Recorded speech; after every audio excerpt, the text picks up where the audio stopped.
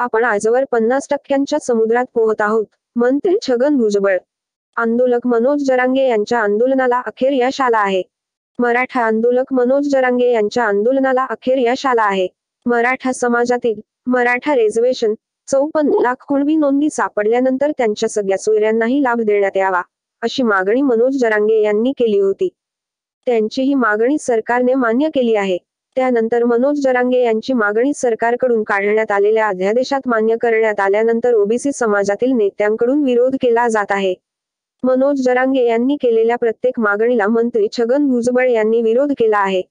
मराठा समाजाचा मराठा आरक्षणासाठी तुर्तास विजय झाला आहे, पण मला तसे वाटत नाही. ओबीसी समाजाला सरकारकडून काढण्यात आलेल्या अध्यादेशावर हरकती सादर करण्याचे आवाहन छगन भुजबळ यांनी केले आहे.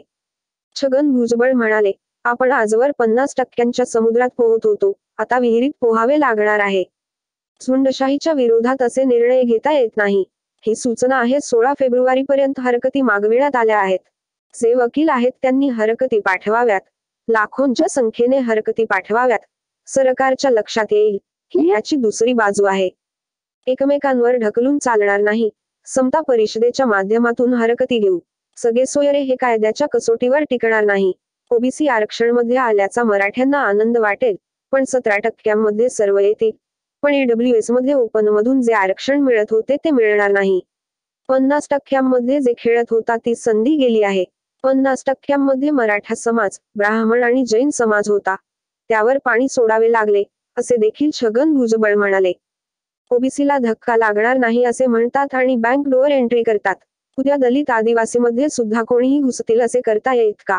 मला दलित आदिवासी समाजाच्या नेत्यांना विचारायचे आहे की याचे पुढे काय होणार? प्रमाणपत्रे घेऊन आदिवासी होण्याचा प्रकार सोडवताना सरकारच्या नाके नऊ येत आहे. ओबीसीवर अन्याय आहे की मराठ्यांना फसवले जात आहे, असा प्रश्न छगन भुजबळ यांनी उपस्थित केला आहे. दिलेला शब्द पाळणे हीच माझी कार्यपद्धती, मुख्यमंत्री एकनाथ शिंदे. स्वातंत्र्याच्या अमृत काळात नवीन महाराष्ट्र घडविण्याच्या दृष्टीने संकल्प करावा, राज्यपाल.